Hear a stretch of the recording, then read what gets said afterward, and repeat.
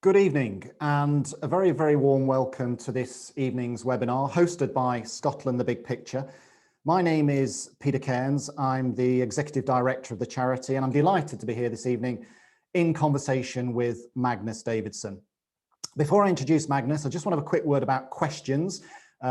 If you have questions, and we'd be delighted if you do, we'll try and get around to answering as many as we can at the end of our chat. If you pop them in the Q&A function, I'm told that the chat room is going to be disabled throughout the event, but if you pop them in the questions and answers, and apparently if you like somebody else's question, you can like it or vote for it and somehow it percolates to the top of the pile. I have no idea how that happens, but apparently it does.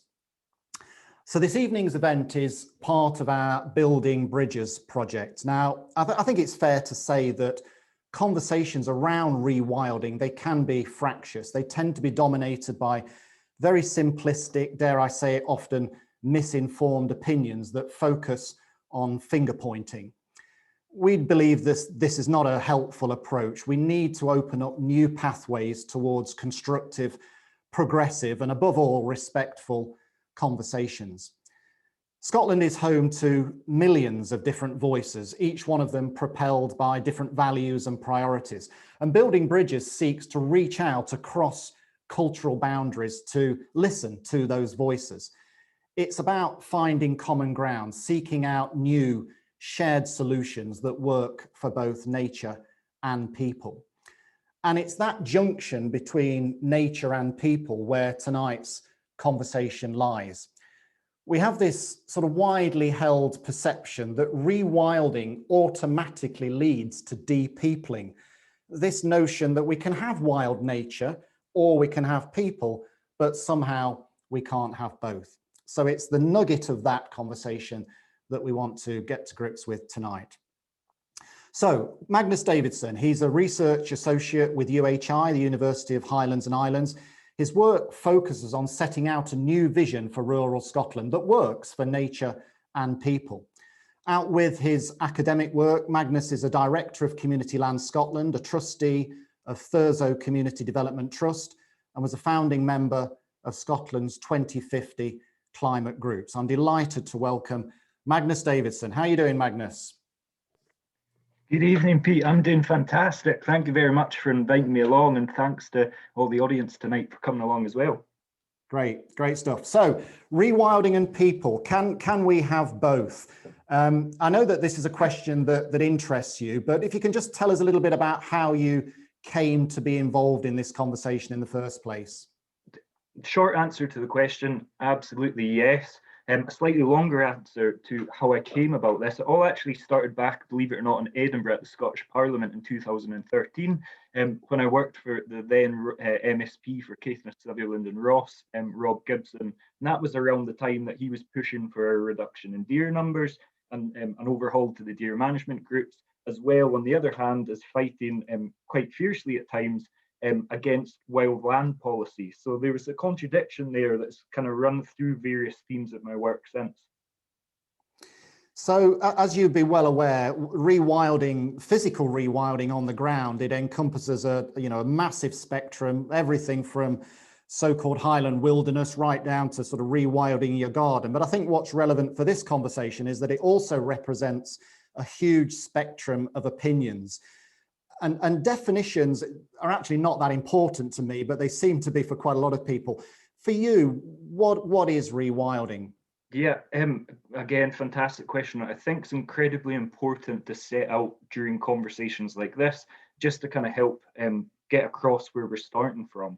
So for me, I just adopt the IUCN principles for rewilding, based largely around using wildlife to increase trophic levels, around cores, carnivores, and corridors. So I just use that as my basis for rewilding. And I know it's a very scientific answer, but I think it's useful to use. That's a cop-out, Mr. Davidson. So I think it is fair to say that there is some tension around the R word and how different people interpret it. Who do you feel are the people who resent or perhaps are resistant to rewilding, or perhaps feel threatened by rewilding? Who are those people, and why do they feel the way they do you think? I've been one of these people before in the past, and still to a certain extent. But yeah, I certainly feel like that at times. And I don't work the land. I'm not a crofter. I'm not a farmer. I'm not, for example, a gamekeeper. But living and working in this area, and I know that it's again a bit of a cop-out answer that my research focuses on a lot of this. But me, even just as somebody who feels like I'm or knows that I'm living and have been brought up in a rural area, the suggestions around change can be quite frightening at times. So I've very much had to work on this myself, and largely thanks to the communication with people on both sides of the debate, shall we say, the likes of yourself. There's plenty of people I'm sure on this call who've been excellent from the rewilding side to talk me through and debate, most importantly, debate some of these issues. But also the gamekeepers that I know I work with, the gamekeepers I see out in the walks, the crofters I know and friends I know, for showcasing the other side as well, and actually kind of showcasing that there is a lot of room to move. But I can fully sympathise, for example, with the game. I identify really quite readily with the gamekeeper out in the moor in terms of the relationship they have with the land. I don't actually think it's very different to what a lot of people on this call will have, that same relationship, that same sense of place, that same sense of love, effectively, with the landscape, with the flora and fauna in the landscape. So there's many people out there, I think, who quite rightly actually as well, perhaps are distrustful of the change, like we all are, but again are really, I think, could be talked around as perhaps patronizing, but could be showcased or convinced of the arguments for rewilding. I mean, I think that word change is really, really interesting, and you know, we've tried to pick that apart. What does it mean? Why does it feel threatening? You know, I've had conversations with folk that are what you would term in traditional land management, effectively up in your area in Caithness and Sutherland. And you know, on the one hand, there's a recognition that, you know, the post office is closing, the school numbers are going down, young people are leaving to go and live in the city, all of these, you know, social trends that are real. And yet, bizarrely almost, there is a resistance to change that is going to reverse that process. So there's a real sort of blockage, a bottleneck there that, you know, seems to be quite stubborn. That's the point that I think we need to get to, in that you're suggesting that the change, and I agree with you in many senses, can rectify a lot of these challenges that we've got, but we need to showcase it. We need to showcase it well. There's examples out there that perhaps are being perceived as not doing it well, but there's also examples out there that's doing it well.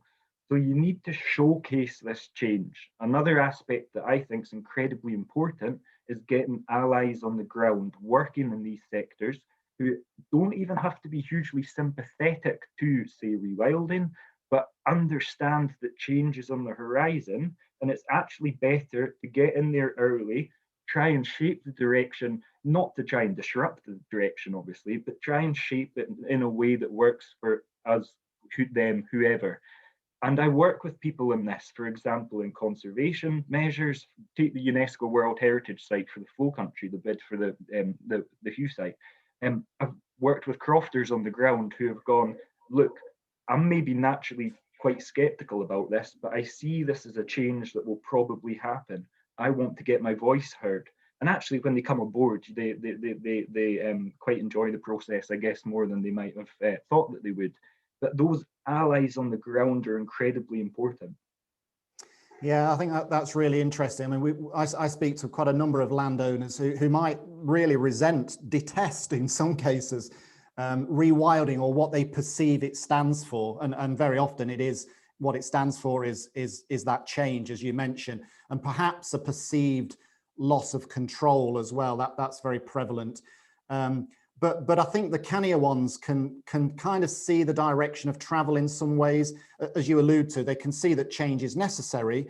They might not necessarily like the look of the change that's coming down the track at them, but they're at least curious as to what it might mean for them, you know, in a rural setting or in their business setting moving forward. So there's this mix of kind of resentment, suspicion, curiosity, and then at the other end of the extreme, you know, fervent passion and support for rewilding. It is a complete spectrum. I think the other thing that we fall into the trap of is this sort of tribal siloing. So we assume that, you know, all crofters think X, all gamekeepers think Y, all rewilders, whoever they might be, think something different. And you know, my experience, I don't know what yours has been, is that there's a complete spectrum across all of those different sectors.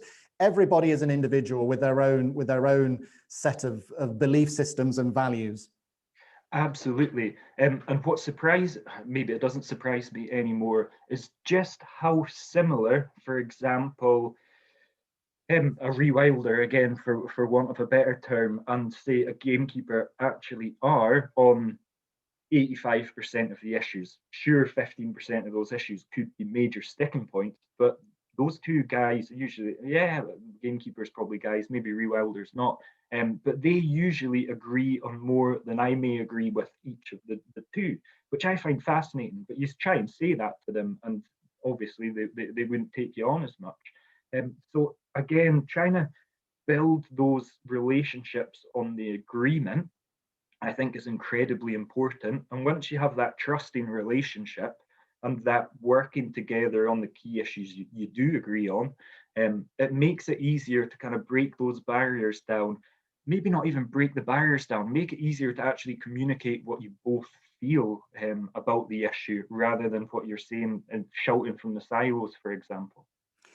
I mean, in your experience, are those conversations more productive if you have them, you know, almost sort of one-to-one over a cup of tea or a dram or whatever, than when you arrive, or one arrives at a sort of centralized forum, a conference, you know, a consultation, when everybody tends to come along with their badges on their arms and, you know, beating their drums. And I've found over the years that, you know, conversations that are just normal conversations between two people, you know, almost always, I can't remember a situation where this hasn't been the case. Almost always you find some common ground, and it's much easier to build out from that common ground rather than argue all the time about things that you'll perhaps never agree on. So, you know, some of those little, you know, over the garden gate conversations can be really valuable. That the former much rather than the latter, but with the latter I'll caveat that afterwards. But I really probably shouldn't be telling this story in front of an audience, but I use it the whole time because I think it's fantastic. I have a very good friend who's a prolific salmon and sea trout poacher, and I have a very good friend who is a very good sea trout and salmon fishery scientist. And the best thing I ever did was I had the poacher up staying with me, absolutely no poaching undertaken, but we went to the pub and I said, look, come on, let's go chap on this guy's door because you two will hit it off. So we went and chapped on the door, went to the pub. I said, you sit there, I'll get the pints in, got the pints in, and we sat there for hours. They disagreed on issues. They agreed on a lot more issues than they disagreed on.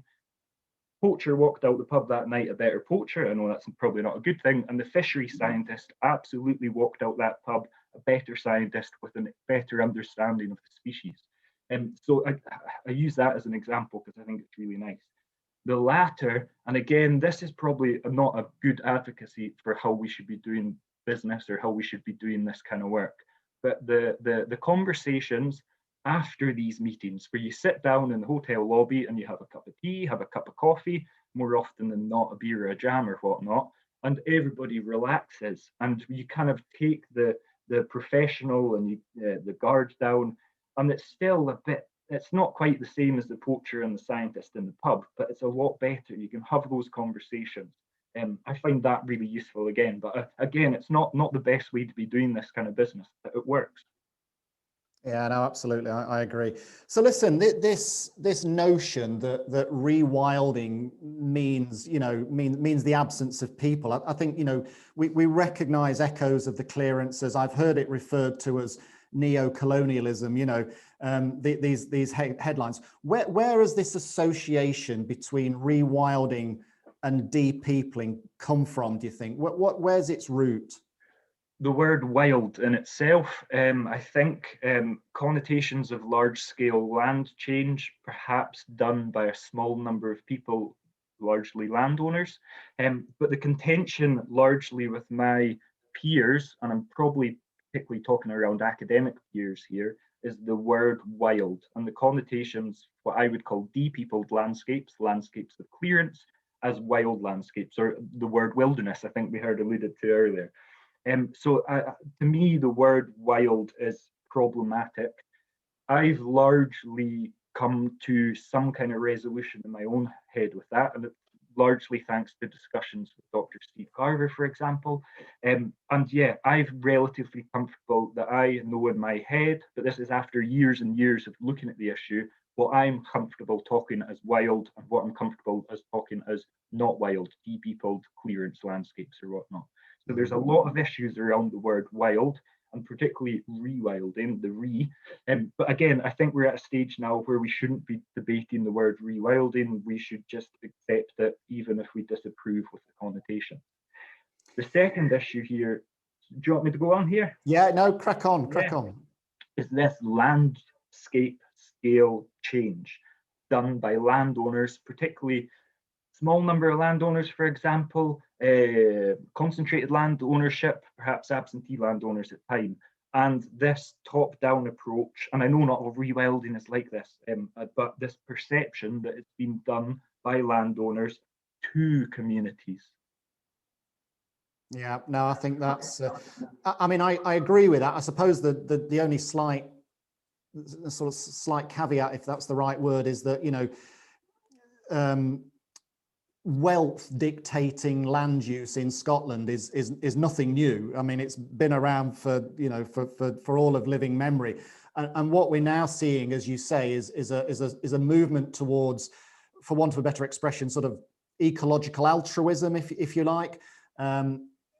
So I'm puzzled about why this perception of large landowners doing things to communities is perceived as something unusual, because it isn't really. I mean, it's been, you know, it's been around for a couple of 100 years at least. So do you think that people are finding more confidence, if you like? I mean, you know, there's the backdrop of land reform and all of a sudden starting to question the status quo more than perhaps they would have done even a decade ago.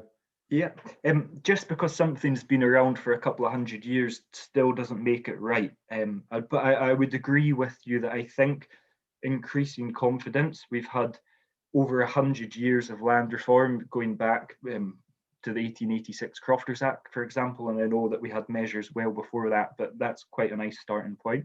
Particularly post-devolution, we've had again the backdrop of land reform, growing confidence in communities. And again, I think largely thanks to devolution here. So yeah, I come to rewilding from a land reform background, and I know many people do as well. I know a lot of people come from an ecological background, and I think that kind of, if you come from the ecology side of things, you maybe find it more difficult to get the land reform side of things. And obviously it works the other way with us coming from a land reform perspective, perhaps not getting things quite right from the ecology side. But yeah, it's the fundamental building block of my ecological awareness is from a land reform perspective. So it's obviously very much key to my environmentalism. Yeah, sure. No, I get that.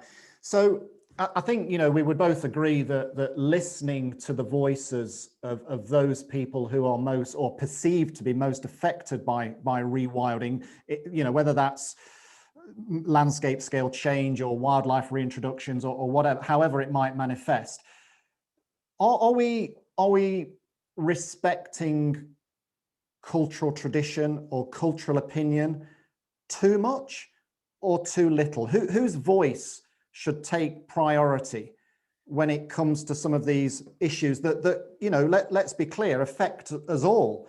Yeah. But we focus on local voices, and I'm not suggesting for 1 minute we shouldn't, but I'm just asking the question really, are we giving too much credence to rural community voices who can, you know, with the best will in the world, block what others might perceive as progress? It's a really interesting perspective, and particularly how you framed that question, because that's the idea that too much power is being given to rural communities to, say, block rewilding efforts is just an alien concept with most of my peers on the, we'll call them skeptical rewilding side. So I'm not quite taken aback because I've been around this conversation long enough to know that that's a perspective. But there will be many people out there who find that quite an interesting statement. The short answer is that no, I don't think so, although it's an incredibly important national issue in terms of global issue, sorry. But we kind of can deal with this from a planning policy perspective, legislative perspective, from a largely Scottish level. So yeah, I don't think so. Dare I say it, I would like to see maybe not more of a voice, but I'm always a proponent of devolution well beyond Edinburgh, Inverness, Thurso, Stornoway, Lerwick, Stromness, Kirkwall, wherever. So I would actually much prefer to see more power in rural communities' hands to make decisions like this. And if you just indulge me one more moment to allude back to a piece of work that was commissioned by Community Land Scotland by Inherit Institute and was done by Inherit Institute, Chris Dalgleish and Bobby Macaulay, looking at what community landowners are doing in respect to the climate crisis. They go well beyond what perhaps traditional landowners are doing in terms of trying to mitigate against the climate crisis, and they do it in a way that hits more goals than purely environmental terms. They hit social and economic aspirations at the same time, a more holistic approach that builds capacity in the communities that can then go on to deliver more community change on other issues. So I would actually like to see more power put in local communities' hands. Just for the record, it wasn't a statement, it was a question. So before anybody starts sending me, that's probably why the chat room's closed actually, so somebody doesn't start sending me abuse. I mean, just digging a little bit deeper down into what is a sensitive and perhaps even raw issue, really. And I'm asking this because I know you won't mind me asking this. How does this concept of nativism fit into this space? This notion that, you know, only those with a long history of living in a certain place, perhaps even generations, are qualified or entitled to a voice and opinion. And I think, you know, that applies perhaps more relevantly in national parks, which by definition are established for the benefit of the nation at large. So, you know, should I don't know, a crofter in Nethy Bridge in the Cairns be more entitled to a voice on what happens in the national park than, you know, a visitor from Edinburgh, for example? I just, you know, this issue of nativism tends to get played when things get a little bit tetchy. I just wonder what your take is on that. I'll start with an anecdote to reference some of these issues, and it's brilliant. I remember somebody asked, how do you define a local? And a crofter I know turned around and said, you have to have 5 generations of your family buried in the graveyard. And the person who asked the question burst out laughing. And the crofter couldn't understand why the person was laughing because they were being deadly serious. I'll in fact go to what might be perceived as the very raw end of this discussion, and it's around the word Indigenous. So Indigenous and the use of the word Indigenous is highly contested in Scotland. We have no Indigenous peoples in Scotland, recognised Indigenous peoples. The landed estate sectors are increasingly using the word Indigenous to refer to the likes of knowledge practices, cultural practices, which we're all well aware of. From the crofting perspective, the Scottish Crofters Federation actually commissioned a piece of work looking at what benefits would be brought to crofters if they had Indigenous status granted, for example, for want of a better term. And it was done by Ian McKinnon, an excellent academic who looks at a lot of issues related to history and land use in the Guild Act. But anyway, right at the start of that piece of work, it made explicit reference that the crofters' use of the word Indigenous going forward in that piece of work was inclusive. And there's a Gaelic proverb I won't even pretend to try and remember, but effectively was used to showcase this. And it was something to do with the flesh of the milk is stronger than the flesh of the blood. It's an inclusive term. And it says, everybody in the British Isles has been affected, and probably when we think of the incoming population, has largely been affected by land dispossession at some point, probably still today. So they were inclusive with their term Indigenous. But I don't think that's a debate for me to have as neither a Crofter nor a Gael, but I use it to kind of try and showcase that there's people from this cultural perspective who are very inclusive. The word nativism, again, is very interesting, and my friend Sadie from Timespan Cultural Institution in Helmsdale phrases it very well when she says, how can we have localism, which we perceive as inclusive, without nativism, which we perceive as exclusive? And it's a fantastic way of phrasing this. But I think it's difficult for me. I come from a privileged position in this perspective, in that, say, I perceive myself as an incomer to Thurso, despite the fact that my father, my grandmother, my great grandmother, going back more than 5 generations, was from this area. I'm still an incomer because I didn't go to school here. But the way that I see it, I find this, again, a welcoming non-native area, but I know other people have different opinions and different experiences here.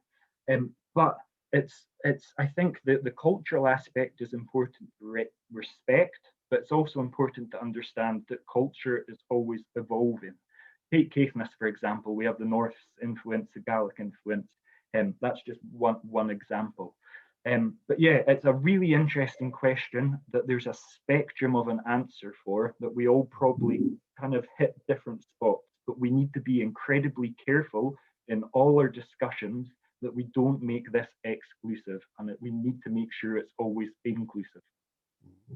Yeah, no, it's a tricky area for sure. And I asked the question because, again, one of the things I hear quite regularly is that, rewilding is something that is, again, going back to your reference to landowners, rewilding is something that is imposed upon rural folk, not just in Scotland, but across the whole of the UK, by middle-class outsiders. It's an ideology that is based on some sort of fanciful notion of a landscape long lost. And I think people in my position have to work really very hard at reframing the definition or what rewilding represents, and making it more inclusive is a good word, making it more palatable, making it more accessible, making it more of a democratic process that we're all on. I mean, fundamentally, I've never met anybody from any walk of life who disagrees that a healthy environment is a fundamental requirement of life for all of us, irrespective of our jobs, backgrounds, peer groups, education, whatever. What we're really arguing about in many ways is A, just a word. It just happens to be a word that has focused the attention, and B, really, what does that healthy environment look like? And of course, it looks like different things to different people. But again, going back to what you said earlier on, I find, generally speaking, when you scratch below those headlines, those banners, those tribal labels, there is much more in common than not. And fundamentally, a healthy environment is in all of our interests. There's no dispute about that. I know a crofter who, and again, I'm paraphrasing here, but I'll get it largely right, who says, I'm very sympathetic to the aims. In fact, I quite agree with a lot of them. However, I worry that this is something being pushed on us from townies, or whatever the terminology was. Yeah. And I guess that their key issue around this focuses on carnivore reintroduction, and the experiences that they've perhaps had in the past with carnivore reintroduction. So yeah, it's just one example there that I think with many people, we're kind of 90% of the way there, but there's that 10% sticking point. And because, I agree with the 89%, probably agree with more than the 80 or 90%, but I still really empathize with that 10% that they stick on. It's hard to disagree with their sentiment there. There's solutions to that, and I think solutions to that are around things like payments for ecosystem services, support from government, and this goes back to your question around it being a national issue, a global issue, but a national issue in terms of support. The government could be doing more in support from this perspective in supporting rural communities to undertake this change. So I just want to pick up on the large carnivore thing, because again, for years, you know, and still in some people's eyes, this is still the case. But I think for years, the lazy headline, if you like, with rewilding was that it was wolves in and farmers out. You know, that's what the Daily Mail always used to pick up on. I mean, from my point of view, from Scotland the Big Picture's point of view, large carnivores and specifically wolves are you know, it's almost like the cherry on the cake. I would argue that in order to attain, you know, ecological functionality, if you like, that term's a bit clumsy, but you know what I mean, then all of the pieces of the jigsaw need to be in place, and wolves are part of that jigsaw. But it's a bit like saying, you know, let's decide what's going to go on the top of the cake before we've even been down to the co-op to buy the ingredients to bake the cake. Let's bake the cake first and worry about the cherry that goes on the top when it comes around. But I just wonder, nevertheless, whether you feel that, you know, large carnivores, wolves in particular, because of what they symbolize, not necessarily because of what they are, do you think it makes the conversation more difficult? Do you think that in people's minds, that's still a big part of what rewilding represents? Yeah, absolutely. That's the crux of the whole debate, I think, that somebody says, I don't like cherries, therefore I won't eat that cake, despite it being a chocolate cake and them actually loving chocolate cake, for example. And again, it's an easy, point to make. But yeah, absolutely. It comes down to wolves, and maybe lynx for some people. I know a lot more people are relaxed with lynx, but yeah, it comes down to wolves. And maybe again, this is maybe unfair, because on one hand you have a very large landowning proponent who says wolves are kind of a decision for further down the line, but on the other hand you have a large rewilding advocate landowner whose raison d'etre has been wolves over the years. So again, it's the loudest voice sometimes, but I think we're moving well past that. I think we're getting beyond that discussion. But again, it's prominent voices, I think, sometimes leading the direction of the conversation. I mean, I've got to a stage now where, you know, if a journalist rings me up for a comment or a piece on rewilding, my first question is, do you want me to talk about wolves? And if they say yes, I'd just say, sorry, goodbye. Because what's going to happen, of course, is that they'll put the microphone to me, they'll go down the road, put the microphone to the NFUS or whoever, and it's a fight that they're after. It's conflict, and it's just not helpful. It might sell papers, but it's just not helpful about moving this conversation forward. So I've almost got to the point where, you know, it's not even a conversation. There's so much more to be done before we even start thinking about wolves. But it does, you know, it does nevertheless dominate the conversation. And it should be, in my opinion, it should be part of the conversation, but it shouldn't dominate it for sure. Okay, I mean, just want to very quickly return to this concept of change, or fear of change, or suspicion of change. What do you think are the keys in the door that need to be turned to turn change from a perceived threat into a perceived opportunity, or an actual opportunity? What is the process, the social process, if you like, that we need to be thinking about to take us along that journey? I would argue that it's economic, and it's cash from the government, it's cash from government bodies to help facilitate this change along. It's not cash that comes from large landowners, for example. I think there's a negative connotation there from that, and it's not helpful.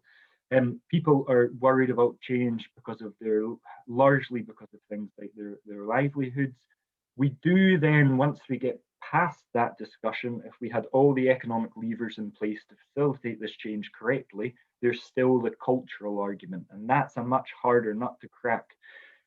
I was speaking to somebody who was really articulate and well versed in understanding on the issue, who alluded to something which probably was at the back of my mind, but I hadn't kind of plucked out well enough with my own thought process. And it's around the issue of mental health as well in these avenues of change. So this, again, forgive the terminology, landscape of fear, can that be adopted from a social perspective in terms of a landscape of fear and losing income, losing culture, losing tradition? And we know that mental health is an issue in terms of some of the sectors that we're talking about. And this person had a real moral dilemma in advocating a position that might impact negatively on largely a sector's negative mental health, for example. But it's again, I think that there's room for this to change. The process might well be, in a cultural sense, it might be slower than some would wish for. But again, I think there's always room for manoeuvre there. But again, there's like I advocate for maintaining cultural practices which just environmentalists might find absolutely abhorrent. So in terms of traditional peat cutting, I'm a big advocate for maintaining that tradition, largely because I've ran the numbers and I'm not I don't feel that it's a big issue in terms of climate. So that's one position. But you tell not an environmentalist, but you say to a member of the public who has had these news articles about the benefits of bogs and peatlands, which I spend a lot of my time actually trying to conserve. You tell them that you're advocating for somebody to go along and chop them out. But I think there's also an aspect here where if you run the numbers and you allow some cultural practices is a terrible way of putting that. That's not the terminology we should be using. But if some cultural practices, the perhaps least destructive, if we're quite cool with those carrying on, maybe there's room and leeway there to tackle some of the different issues. Burning on peatlands, for example. Yeah, I mean, I think, it's an interesting point you make about the cultural barrier or obstacle or bottleneck, call it what you will, being a really tricky one. And, we always, at Scotland Big Picture, we always draw a parallel between rewilding and other social change. And it is a social change. People talk about restoring habitats or returning lost species. Actually, that's the easy bit. The difficult bit is the cultural change. And I think I don't know who we is, but we all make the mistake of assuming that, the barriers are purely economic. And I've spoken to enough people over the years to know that, again, that in many ways is the easy bit to crack. We can quite easily facilitate a market effectively for rewilding or ecosystem services, as you allude to. But the really difficult nut to crack is the cultural one. And that's really why we wanted to have this conversation, because what we see on social media is just this mudslinging and these massive generalizations, these massive assumptions, which do nothing other than really accentuate that tribalism that we talked about earlier on. And we've got to get past that, because what we're talking about here affects us all. Could I just make one point? Sorry there. Yeah, sure. It's interesting that you allude to different social change, and what we're very good with, for example, in the oil and gas sector, or we're maybe not very good with, but we're very good in understanding the principles in the oil and gas sector, is the just transition and the principles of just transition. However, we're perhaps less good from a land use perspective in adopting these principles. So if I could provocate for one example here, it would be for the rewilding community to adopt the just transition principles throughout the rewilding discussion agenda, whatnot. I'm writing that down. I like that. And it explicitly picks up on two things that are very close to my heart: a democratic agreement on change, are three issues, distribution of wealth, as well as the cultural and the traditional aspects. And what's particularly interesting is that they allude to largely capitalism actually eroding and eradicating, in some sense, traditional and cultural practices, that a just transition could actually bring these back. And I actually think, from a rewilding perspective, there's aspects that we could actually enhance cultural practices by increasing rewilding, for example. Yeah, no, absolutely. Well said. I'm going to take some questions because we're rapidly running out of time. But just before I do, you you've relayed a couple of quotes this evening, and I'm just frantically trying to think of one. I was going to come back to you when we were talking about wolves. And if I get this right, it'll be a miracle. But David Meek, who's a well-known wolf researcher in the States, has said that people don't love wolves, they love what wolves symbolize. And equally, people don't hate wolves, they hate what they symbolize. And you know, wolves are made to be whatever people perceive them to be, when in actual fact, wolves are just wolves, the same as any other species. I've got that not quite right, but you see where I'm coming from. It's the connotation, it's the perception of what they represent rather than what they are. And I think, you know, that is an obstacle with a lot of species, and especially when you get into top carnivores. Anyway, we digress, sorry about that. So I'm just going to, with all my word, we've got 30 questions and 15 minutes, so there's no way, 40. I'll try to be brief with answers. Yeah, do try and be brief. So, Alex Stoddart, he's somehow, no, sorry, Alex. This is anonymous attendee. Because of its negative associations to date, do you think it's time to rebrand the term rewilding? This is a question I find often, and find a more palatable, inclusive sounding term. Interesting. No, I made my peace with the term rewilding probably about 6 months ago, and that's contested, I think I said, even within my own peer group, largely on the academic side. Rewilding, even for people, I think, who disagree with it, largely have to agree that it's it's a more well-known, it's a well-known term, it's captured the imaginations of the public.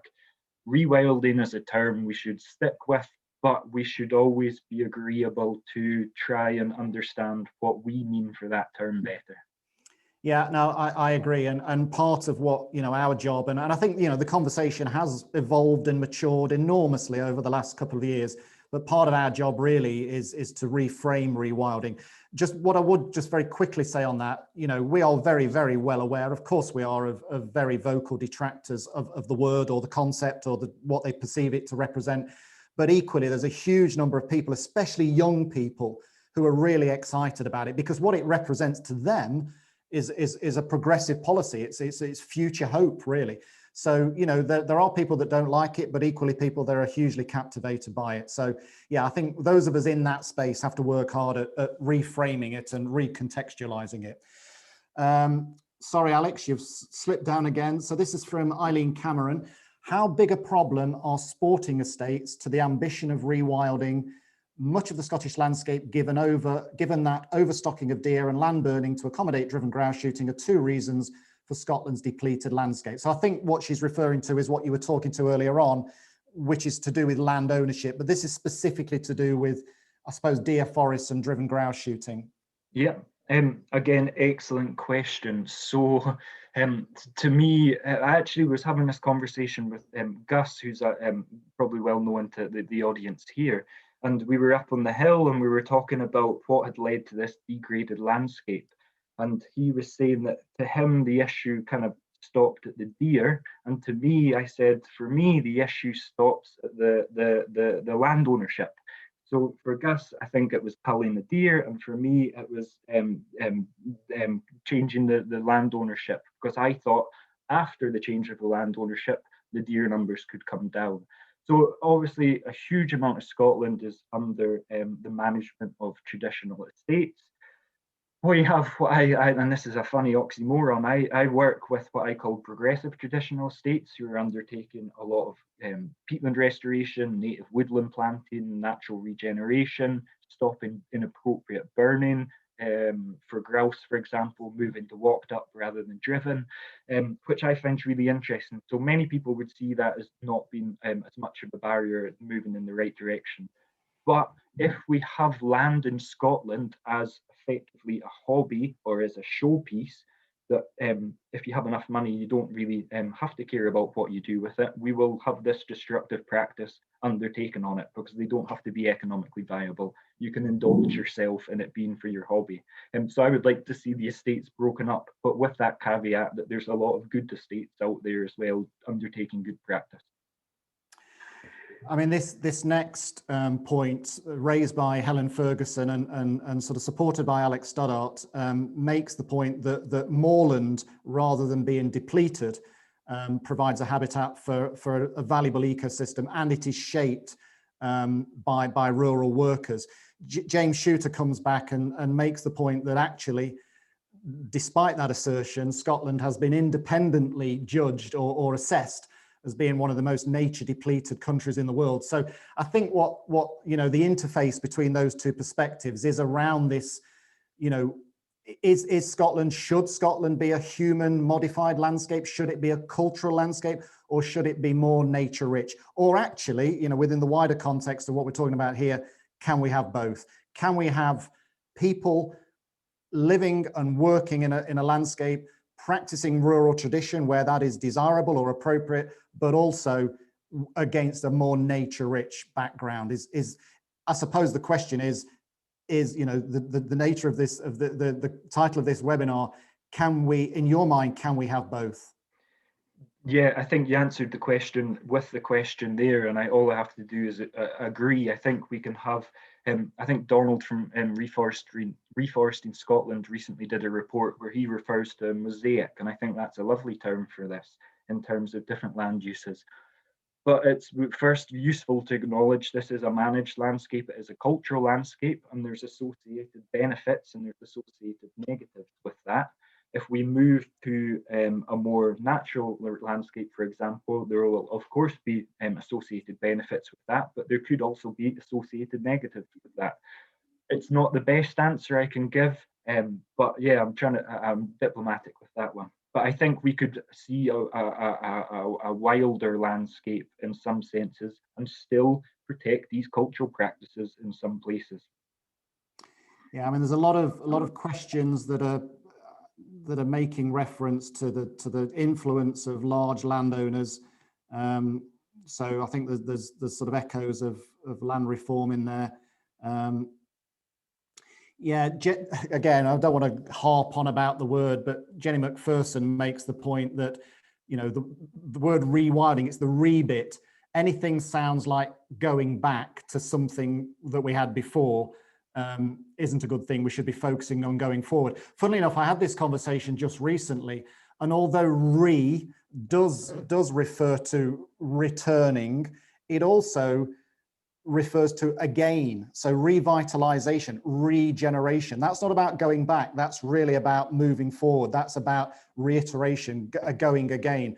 So, I can only speak for Scotland, the big picture, but we have never modeled our vision, if you like, around returning to some sort of random point in history and trying to recreate some sort of Disneyfied landscape, even if that was possible, which clearly it isn't. It's not desirable, certainly for us. So I think it's a question, again, these are questions I face on a daily basis, the one that Jenny made. I'm just going to try and squeeze a few more in. Katie says, just on that note, it's useful to refer back to the IUCN principles of rewilding, because they sum that up very well, and that the rewilded landscapes need to be as climate proof, or I'm not perhaps phrasing it well there, but I use the re in a huge strand of my work, which is all around repeopling. So yeah, I'm comfortable with the terminology that it's looking forward rather than back. Yeah, so Katie says, perhaps put the focus on biodiversity improvement or development. Trouble is with that, Katie, it's not quite got the ring that captures the public imagination that Magnus was speaking about earlier on. William Houston, all of these words come to mean different things for different people, which is absolutely true. Better for an agreement by all stakeholders. Basically referring to we've all got a shared interest in a healthy environment. David Motion makes the point, restoration perhaps. Steve Carver, who we both know. Despite being a rewilding advocate, I've never liked the term, but the cat is well and truly out of the bag, so hard to get it back in there. But you could talk about ecological restoration, nature-led ecosystems, self-willed land, or whatever. And for me, I agree with Steve. It's a little bit, I don't really care what you call it. Let's just get on with it. Nature recovery, it's rewilding. I think we spend a lot of time and energy obsessing about the word when there's a lot of stuff that we do agree on, we could get on with. I could be having exactly the same conversation word for word with two different people, and I'll just swap rewilding to play to that person's thoughts, and I'll use ecological restoration to play to that person's thoughts. And they're both doing the same work. They're both happy with the work that they're doing and both very keen to keep doing the work that they're doing. That person calls it rewilding, that person calls it ecological restoration. If you said to that person they were doing rewilding, they would vehemently disagree with you. Yeah, yeah. I mean, we're talking here, I suppose, against the backdrop of I was going to say the wilds of Caithness. I shouldn't say that, should I? But you know what I mean. We're talking about big open landscapes, relatively depopulated. Kai makes the point, could we start with rewilding our cities, public parks, streets, verges, gardens, etc., or even better, schools and kindergartens? And as we get more used to living with and alongside wildness, expand out into the countryside. So yeah, that's an interesting point as well. As people do it at different scales, in different settings, with different contexts. Rosie, third, in rural communities, we have a perception that we are the only ones that suffer from, for example, a changing world, losing our traditional employment, services like post offices, and people looking for something or someone to blame. It is important to recognize that these things are also happening in towns and cities. So that goes back to, you know, the voice of entitlement, if you like. These social issues that are faced by rural communities are not unique to rural communities. I think some of those challenges are widespread. If you look at some of the areas that have been most drastically depopulated over the last, say, 50, 100 years, a lot of those areas are inner cities. Yeah, yeah. Gemma Smith makes quite a long point. Sorry, Gemma, it's just lack of time to cover this. We've got lots and lots and lots. Gemma would be making an excellent point there, I'm sure.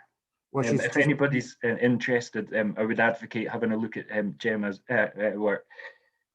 Okay, well, there you go, Gemma. You've made 4 comments. I can't squeeze them all in, but Magnus has done the job for you. So if you want to chat with Gemma, then you know her, obviously. Is she on Twitter or on social media somewhere? No, via email, but I think in these kind of things, you'll be aware of her via different webinars and stuff like that.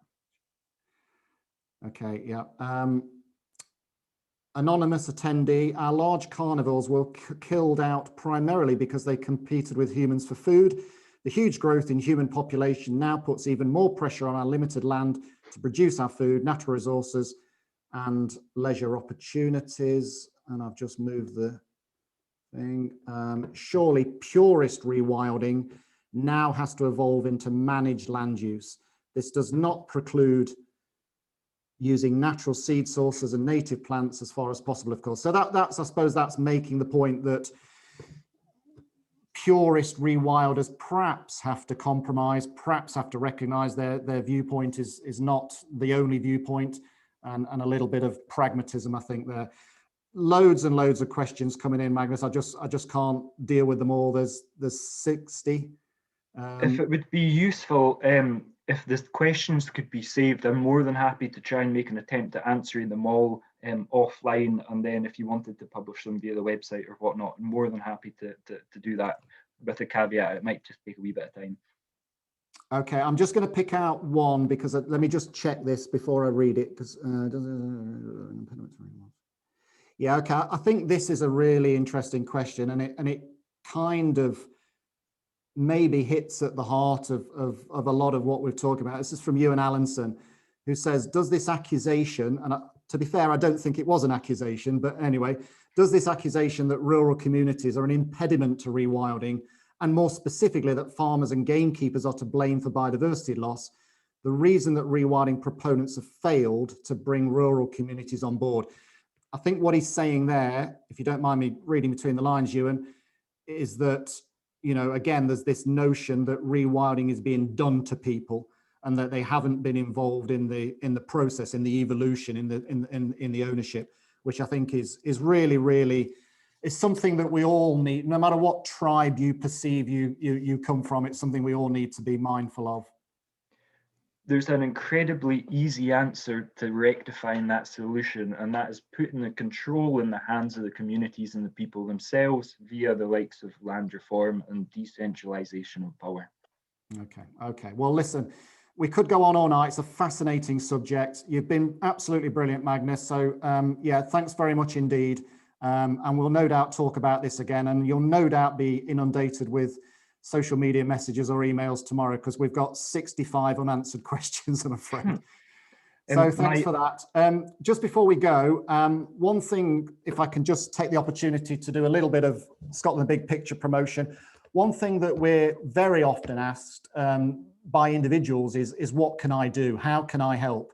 And we've given this quite a lot of thought, and we've come up with 3 very easy steps. I'm just going to run through them now. The first is wild your own space. That really means looking to what you can influence, your garden or a public space. The second is make some noise. We need people to be talking about rewilding or nature recovery or ecological restoration. We don't mind what you call it, but this is a conversation we can't sweep under the table. But what I would ask really, well, not ask, plead with you with is if, whether you're talking to family and friends, whether you're, posting on social media, whether you're lobbying your MSP, do it respectfully. There is no mileage in verbal abuse. Absolutely not. It takes us nowhere. And the third thing is quite simply, put your money to work. Invest in a wilder Scotland. There's lots of organisations, dare I say it, Scotland Big Picture is one of them, out there doing great work. So please please do consider donating or even fundraising on behalf of a rewilding initiative that is close to your heart. I'm just going to finish. I hope if Emma's going to take that screen down with a little bit of a plug for our next webinar. Our next webinar is with David Barclay from Saving Wildcats. Now, Dave is one of those guys that's right at the heart of what is happening with one of our most exciting yet most endangered mammals. So it's really right from the horse's mouth. What is happening next to save the Highland tiger, the Scottish wildcat? That webinar is on August the 26th. If you sign up to our newsletter, you're part of our Think Like a Mountain community, you'll be notified of that. But a date for your diary, August the 26th, with Dave Barclay from Saving Wildcats.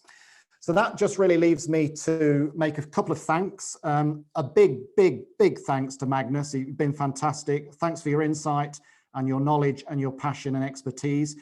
Thanks to Matt and Emma, who from our team are behind the scenes and have made this work. And if it hasn't worked, it's been down to me, not them. But thanks more than anything to you guys for attending. I hope you've enjoyed it. I hope you found it interesting. Rewilding and people, can we have both? Absolutely. If we stretch our imaginations, definitely we can. So good night and thank you.